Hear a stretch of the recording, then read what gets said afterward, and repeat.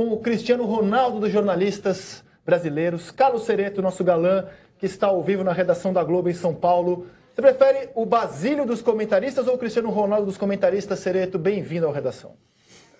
Eu tô mais para Basílio, eu tô mais para quem dera, Cristiano Ronaldo, embora o Basílio, para o corintiano, esteja no nível do Cristiano Ronaldo. Mas você está com o Messi dos comentaristas aí do seu lado, o Lionel Messi, o nosso Lédio Carmona, o maior comentarista de todo o planeta, de todo o universo, de todas as galáxias. Sérgio Xavier Filho, André Gizek, bom dia, redação. E parabéns aí pelo gol do Osmar. Eu escolhi fazer jornalismo por causa do Osmar Santos. Meu grande ídolo no jornalismo, no rádio esportivo, Osmar Santos. Um beijo para o Osmar, que deve estar nos assistindo com certeza. Se não estiver nos assistindo, o Oscar Ulisses, que é irmão do Osmar, vai repassar esse beijo. Esse gol que ele narra do Corinthians sobre a Ponte Preta em 77 é extraordinário. Como eu tenho, já disse aqui, vou dizer outras vezes, eu tenho 2 ou 3 CDs da época em que eu trabalhava na Rádio Globo. Eu copiei 3 CDs de narrações do Osmar Santos, então sempre, de vez em quando eu coloco lá para ouvir. Sensacional. O Osmar Santos é um clássico, que para quem não é de São Paulo, talvez não tenha a dimensão da importância desse jogo do Corinthians contra a Ponte, desse gol do Basílio contra a Ponte Preta, né? Muitos corintianos consideram que é o maior jogo da história do Corinthians, o maior título da história do Corinthians. Teve a Libertadores depois, em 2012, teve o Mundial também em 2012, mas muita gente acredita que se não fosse o título de 77, tudo que veio depois não aconteceria, que o Corinthians ganhou uma dimensão gigantesca depois daquele título de 77. Então, para se ter uma ideia da importância desse título para o Corinthians, 40 anos depois, a final será reeditada. Para precisão jornalística, né, André? 38 anos depois, porque depois teve 79 também. Corinthians e Ponte Preta, Corinthians campeão. Mas o título que deu ao Corinthians, a saída do título, a saída do jejum, que quebrou, saiu da fila. Esses 3 jogos aí de 77. Isso, 3 jogos, os 3 foram no Morumbi. O segundo jogo tem o maior público da história do estádio, 146.082. O Corinthians poderia ter sido campeão nesse segundo jogo, depois de vencer o primeiro com o gol do Palhinha. Só que a Ponte, que tinha um timaço, virou para 2-1. A Ponte tinha Oscar, Carlos, Odirley, Polozzi, Dicá, Rui Rei. E aí o terceiro jogo deu Corinthians 1-0 com esse gol do Basílio. Um público que jamais vai ser igualado, de 146 mil. Morumbi não tem mais capacidade para isso. E havia todo esse peso do Corinthians sair da fila. Uma quarta-feira à noite. Uma quarta-feira à noite. Não, o público, o recorde foi num domingo. Foi no domingo da 146 Ponte, mil, né? isso. Aí depois 96 mil na quarta noite. 96 à noite. Que tem várias narrações históricas. Tem do Fiore Gilhote na Rádio Bandeirantes. Tem do Luciano do Vale na TV Globo, que eu ouvi hoje, é uma bela narração, como quase todas que o Luciano fez ao longo da vida dele. Tem do José Silvério, a gente escolheu a do Osmar, porque a narração do Osmar é uma narração icônica, histórica. E o peso que o Corinthians tinha, citado pelo Cereto, naquele ano, talvez agora, guardadas as devidas proporções pelo tamanho dos 2 clubes, esteja com a Ponte, que nunca venceu um campeonato. Chegou na final de 77, chegou na final de 79, chegou na final de 81 contra o São Paulo, quando foi também terceira colocada do Campeonato Brasileiro. Chegou na final contra o Palmeiras em 2008, foi também vice-campeã da Sul-Americana. Nunca venceu um título de primeira divisão. Tem um título de acesso, tem também um título de campeão do interior, mas nunca comemorou um troféu como esse do Campeonato Paulista. E aí, talvez esse peso, guardadas as devidas proporções, agora esteja com a uma lacuna que só aumenta o amor do torcedor pela Ponte. Né? A torcida da Ponte Preta é fantástica, né? Apaixonada, grita, luta pelo time, ajuda no que pode, lota o Moisés Lucarelli. Eu acho, na final, super charmosa, super interessante. Talvez seja muito legal essa final. A torcida do interior mais fiel, fanática, né? Cravar que seja maior, mas, cara, é um sentimento absolutamente forte, permanente, que independentemente da fase da Ponte Preta, ele não cessa, ela não tem aquela coisa de não apoiar, ela está sempre junto. E eu acho que tem um negócio importante que é o seguinte, né? A gente tem um amigo em comum que é Ponte Pretano, que é um dos maiores loucos. Exatamente. Que a gente já conheceu. Alexandre Batibugli. Ele vai aonde a Ponte for. Mas o fato é o seguinte, que a Ponte Preta não está chegando nessa final do Campeonato Paulista porque os outros não deram bola para o campeonato, desprezaram. Não! O Palmeiras queria muito esse título, o São Paulo queria muito, e o Corinthians quer muito, e o Santos, né, que inclusive já não está mais. Esse ano, essa edição dos estaduais é a edição dos últimos anos que os grandes mais se interessaram. Exatamente. Todos os estaduais, no Rio, em São Paulo. Chegamos a ver, inclusive, times priorizando o estadual na hora de escolher para onde mandar seus titulares. Foram vistos, observados pela direção dos clubes de outra maneira nessa edição. Então, todo mundo queria ganhar o Campeonato Paulista, inclusive a Ponte. E tem uma questão aí que certamente vai ser o assunto da semana, né, Cereto? Em termos de notícia, aonde vai ser o primeiro jogo da final? O mando é da federação. A Ponte Preta já manifestou o desejo de jogar em casa, de jogar no Moisés Lucarelli. Eu endosso, acho que seria uma grande injustiça a Ponte não poder decidir em casa e o Corinthians jogar em Itaquera, por exemplo. Seria uma distorção. E em casa, a Ponte Preta tem o seguinte desempenho nesse Campeonato Paulista contra os grandes. 3-0 no Palmeiras, na semifinal do Campeonato Paulista. Ela ganhou do Santos também em casa, nas quartas de final, 1-0. Ela ganhou do Palmeiras 1-0 também na 12ª rodada e empatou com o Corinthians na 8ª. Então, jogando no Moisés Lucarelli contra os grandes, ela tem 4 jogos, 3 vitórias e um empate. É inegável que a Ponte Preta é mais forte jogando em casa. E aí, Cereto, como você acha que vai se dar essa discussão ao longo da semana em torno do mando de campo? Isso provavelmente será decidido hoje e a Ponte Preta vai jogar em Campinas, a não ser que a Ponte Preta não queira, e isso não vai acontecer. O próprio presidente do Corinthians ontem, o Roberto de Andrade, disse que é favorável a ter um jogo em Campinas e outro jogo em Itaquera. Até para compensar a injustiça histórica que foi, em 77, 3 jogos em São Paulo. Né? Você perdeu o campeonato com 3 jogos em São Paulo no Morumbi, a Ponte Preta ainda veio aqui e ganhou um jogo.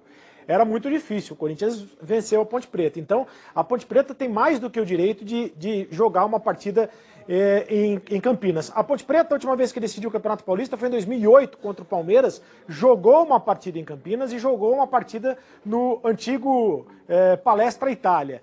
Então, é a prova de que é possível fazer isso, fazer 2 jogos, um em Campinas e outro em São Paulo. Isso deve acontecer. A Ponte Preta em Campinas ela é muito forte. E eu digo mais, a Ponte Preta ela é forte também fora de casa.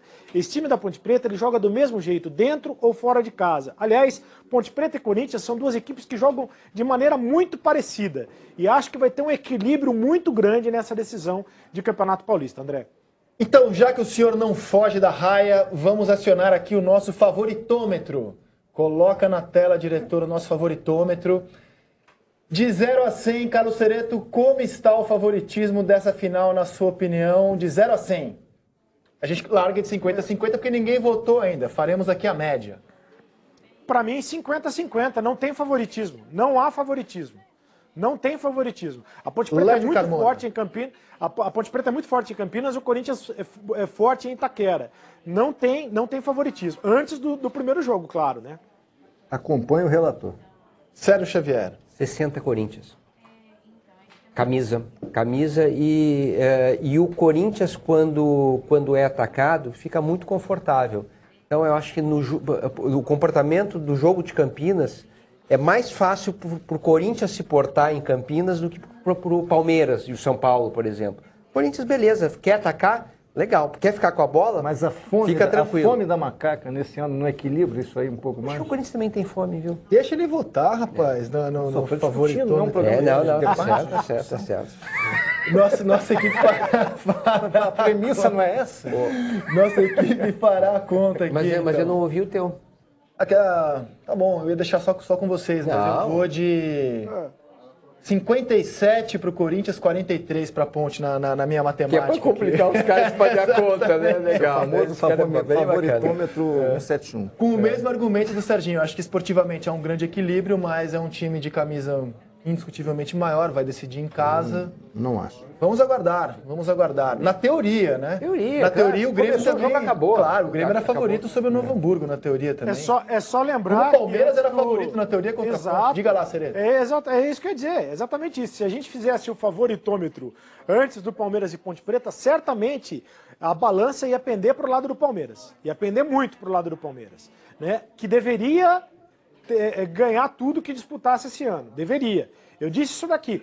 Se contratasse o Borja, acabou a brincadeira. Mas os jogadores do Palmeiras não estão jogando. Alguém tem que conversar com os jogadores, com o Eduardo Batista. O problema não é meu. Então, mas se você fizesse o favoritômetro antes desse jogo, a balança ia pender demais pro lado do Palmeiras. E foi lá a Ponte Preta, ganhou bem do Palmeiras no primeiro jogo e conseguiu a classificação.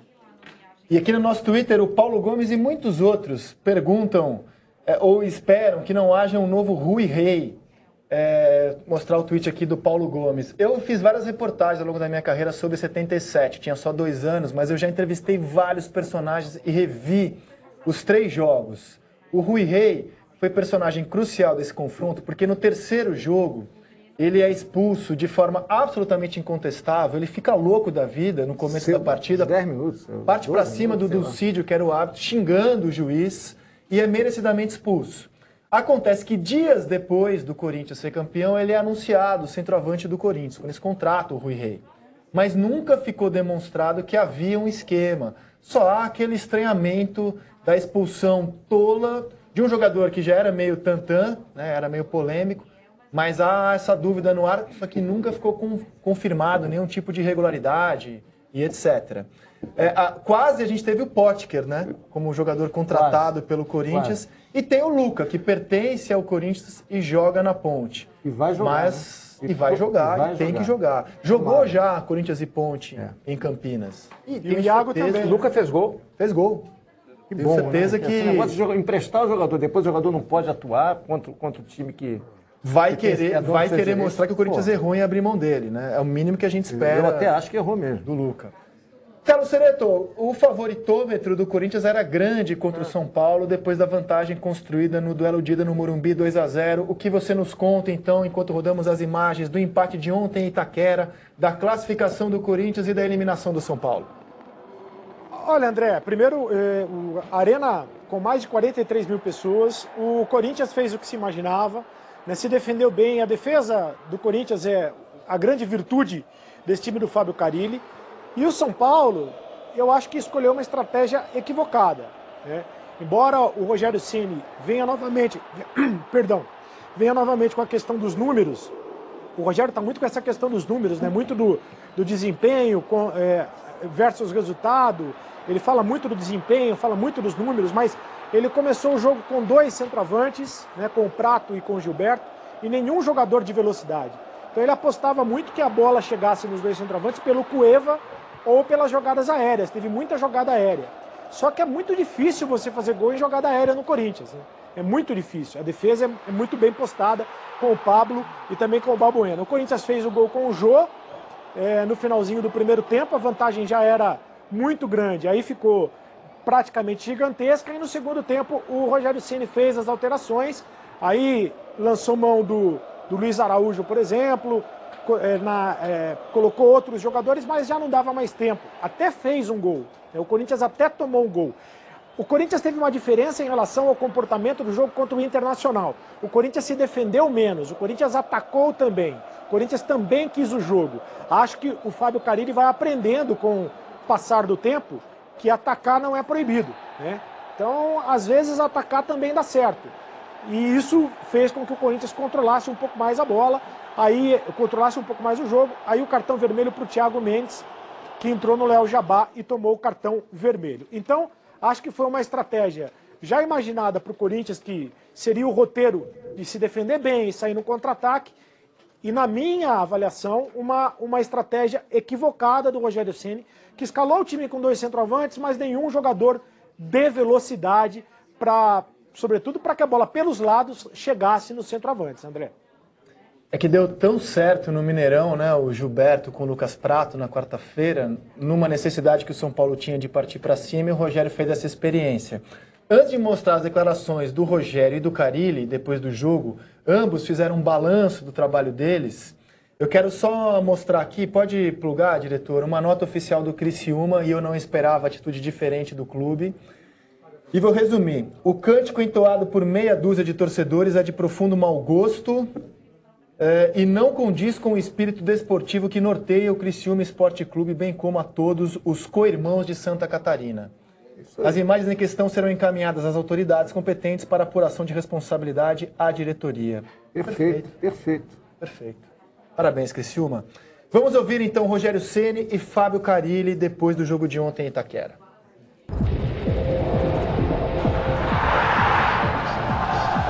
A respeito da Ponte, a gente trabalhar com a mesma dedicação, com a mesma entrega, e não vou trazer esse favoritismo para o Corinthians, não vou. Os últimos 3 anos aí, Ituano campeão e Audax perdendo para o Santos, mas jogando muito.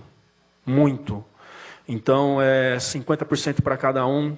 Quando passou os 4 finalistas, falei de 25%, e agora eu coloco 50% para cada um, para que seja uma grande final, que sejam 2 grandes jogos. Gosto muito do meu trabalho, gosto muito do trabalho que vem sendo feito com a comissão técnica, gosto muito da dedicação dos jogadores. Eu acho que esse time se incorporou ao longo da Florida Cup, e agora a gente vai parar, repensar, traçar uma estratégia e seguir com ela para o Campeonato Brasileiro. E a minha expectativa é sim de fazer com que esse time chegue a Libertadores no ano de 2018.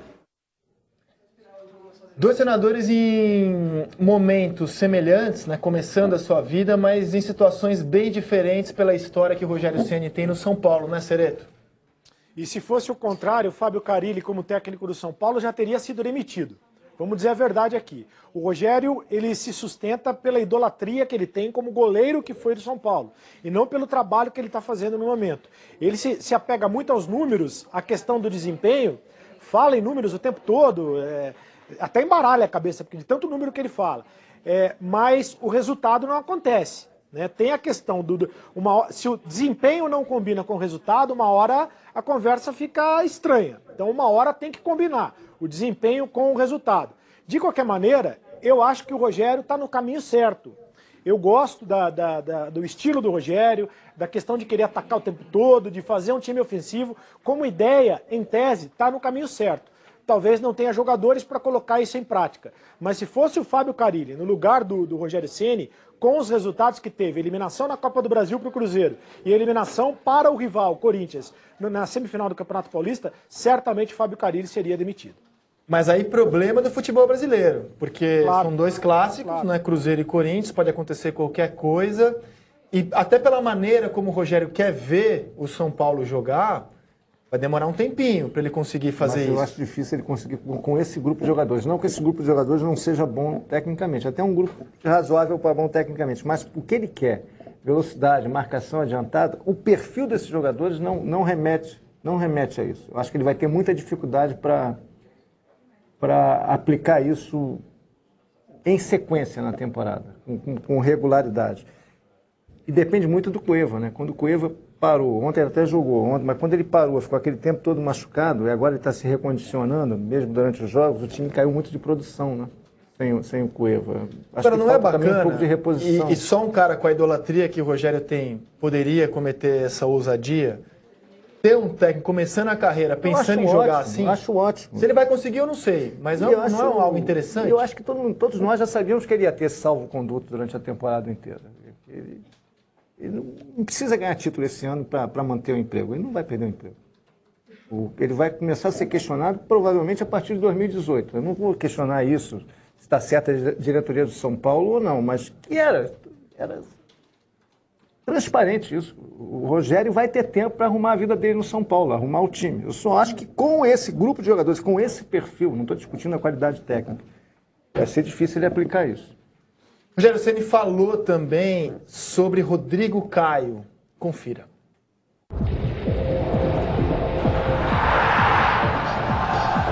Minha concepção da jogada, o Jô dá um tranco no Rodrigo Caio. Na hora eu não vi, vendo pela televisão. Ele dá um tranco, tanto é que o árbitro marca a falta no Rodrigo Caio. E o Rodrigo Caio só pisa no Renan pelo tranco que ele sofre do Jô. O árbitro achou passível o lance de cartão amarelo. O Rodrigo discordou do árbitro, foi lá, disse para o árbitro que não. Ponto final, o menino tem a consciência tranquila, ele é um ótimo menino, um menino de muito bom caráter, mas não acho que muda o caráter dele aquele cartão amarelo. No dia seguinte, nós tivemos o Michael dando entrevista, se eu não me engano, foi no dia seguinte? Sim. O Michael dando entrevista, com um contexto bastante razoável, e com a última frase dizendo, antes chore a mãe dele do que a minha. Aí você vai dizer, você escolhe a decisão do Michael ou a decisão do Rodrigo Caio. Não, eu respeito a maneira de que cada um entende a vida, percebe o lance, sente o lance, vive o lance. E trabalha, eu acho que assim, a grande virtude de uma pessoa que trabalha numa empresa e num time de futebol também, é você saber conviver com pessoas que tenham diferentes pensamentos e tentar conviver sempre com harmonia. Então eu vejo o Rodrigo Caio e o Michael todos os dias são extremamente amigos, com opiniões diferentes. Agora, trataram isso, o depoimento do Michael, como se fosse um crime hediondo, uma coisa que ele merecia, porque nós estamos falando de um cartão amarelo dentro de um jogo. O programa de hoje a gente não queria voltar a discutir a questão do Rodrigo Caio. A gente abriu essas aspas para o Rogério Ceni porque tanto se falou dele, do São Paulo, do Maicon, e a gente achou que era fundamental que o próprio Rogério falasse. Então agora foi o momento de o Rogério falar sobre o assunto. E o favoritômetro de Corinthians e Ponte ficou assim, ó, no cálculo dos nossos comentaristas. 54-46, um ligeiro favoritismo do Corinthians contra a Macaca. E eu me despeço de você, Carlos Cereto. Um grande abraço ao amigo e até a próxima. E quero dizer a você, André Rizek, que essa ideia do favoritômetro é ótima. Provavelmente não foi sua, deve ter sido de alguém da sua equipe, mas excelente a ideia do favoritômetro. E quero fechar também informando ao Lédio Carmona, que está curioso, que Água Santa, São Caetano, Rio Claro e Bragantino vão disputar as semifinais da Série 2 do Campeonato Paulista. O Guarani conseguiu ficar de fora. Bastava vencer o Batatais e não venceu, perdeu, ficou de fora. E Veloclube, Barretos, Capivariano, Rio Preto, Mojimirim e União Barbarense foram rebaixados para a Série 3. A Portuguesa bateu na trave, não foi rebaixada. 15 de Piracicaba também bateu na trave. É isso, André Rizek. Volto a qualquer momento ou nunca mais aqui no Redação Sport TV. E gostaria que o Lédio Carmona fizesse o programa todos os dias, tá certo? Mas como eu não mando nada, eu só gostaria. Valeu, na André. quinta e na sexta você apresenta o Redação, já faço o convite aqui ao Lédio. E a Luzinha escapou daquele que seria o 5º rebaixamento seguido dela. Espero que ela deixe estocada essa sangria e volte a crescer, tomara. Grande abraço, Ceretinho. Até a próxima. Valeu. Aqui no Redação. Até a próxima.